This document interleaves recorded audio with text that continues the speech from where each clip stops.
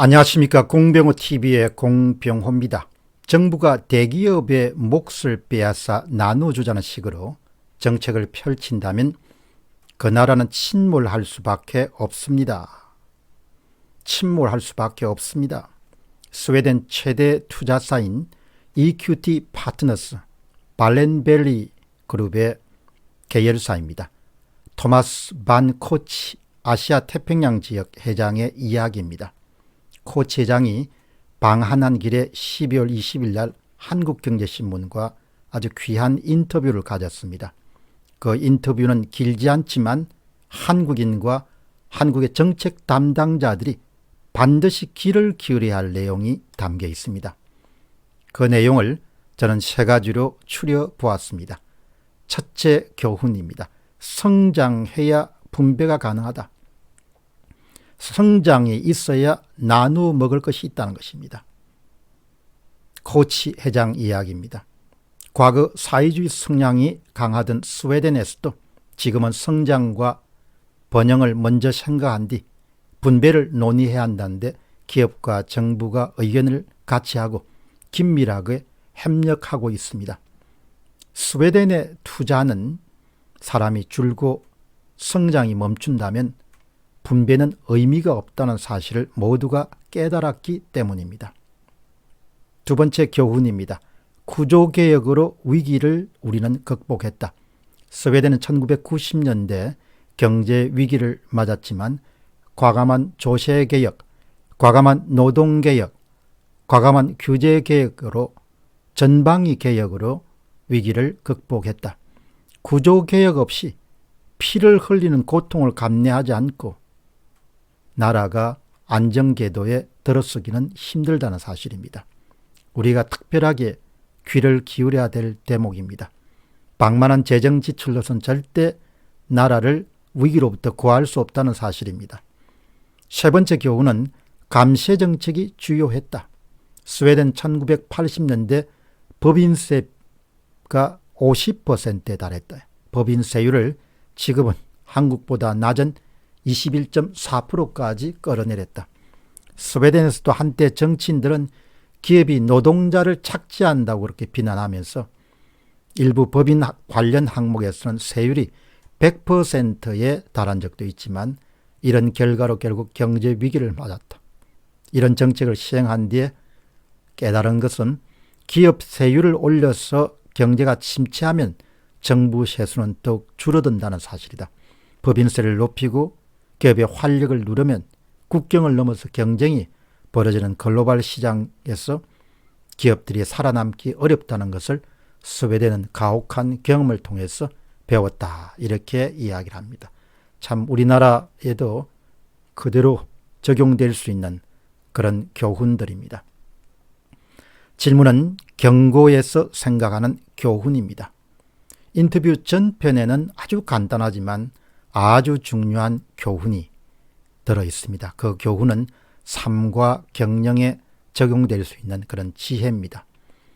우리 앞에는 번영의 길과 성공의 길이 있고 또 다른 길에는 쇠락과 쇠퇴의 길이 있습니다. 번영의 길과 성공의 길로 가기 위한 해답이 바로 인터뷰에 고스란히 담겨 있습니다. 국가든 기업이든 개인이든 어떻게 하면 번영의 길로 달 수 있는가, 달려갈 수 있겠는가, 여기에 대한 해답은 복잡하지도 않고 어렵지도 않습니다. 희소한 자원의 활용에 따라서 번영과 몰락이 결정된다. 다시 한번 강조하겠습니다. 희소한 자원의 활용에 따라서 번영과 몰락이 결정된다. 귀한 것들, 예를 들어 돈, 세금, 시간, 에너지, 열정, 관심 등은 모두 희소한 자원들이다. 번영과 몰락은 귀한 것을 얼마나 잘 활용하는가에 따라서 이용하는가에 달려있다는 사실입니다. 대기업에서 돈을 뺏다가 나누어주는 일, 생산적인 활동에 종사하는 사람들에게 중과세를 때려서 돈을 뺏다가 나누어주는 일은 이들의 공통점은 무엇인가? 모두가 자원 활용에서는 낙제점을 기록한다는 사실입니다. 100만큼 투입해서 100 이상을 수확할 것인가? 100만큼 투입해서 100 이하로 수확할 것인가? 이것은 전적으로 정책과 제도에서 판가름 나게 됩니다. 흔히 경제학에서 이야기하는 투자 성수, 재정 성수입니다. 다시 이야기하면 재정 성수는 정부의 투자 효과를 측정하기 위한 지표입니다. 민간 기업의 투자 효과를 측정하기 위한 그런 지표도 바로 투자 성수입니다. 재정 성수는 정부 지출이 증가하면 국민 소득이 몇 배로 증가하는가를 나타내는 수치입니다. 정부 지출의 성수 효과는 대부분 0.3에서 0.8 정도입니다. 특히 공적 이적 소득, 정부 이전 지출, 복지, 현금 복지와 같은 부분은 정부가 민간에 보조금을 지불하는 경우는 한국은행 추계치에 따르면 0.36입니다. 100을 투자하게 되면 국민소득과 고용 증가에는 36만큼 기여한다는 겁니다. 나머지 것은 다 낭비로 귀결된다는 것이죠. 국민 경제 전체로 보면 정부가 조세와 준조세 부담을 늘려서 더 많은 자원을 투입하면 투입할수록 곧바로 성수 효과가 낮은 분야에 더 많은 자원을 배분하는 것을 뜻합니다. 결국 정부가 다 가져가서 개별 경제주체 대신에 다 자원 배분을 결정하는 것이 인류 역사상 사회주의와 공산주의 체제였습니다. 망할 수밖에 없는 것이죠. 결국 거대 정부는 다른 표현으로 사용하면 한 국가가 자원을 낭비하는 그런 국가 체제를 뜻합니다.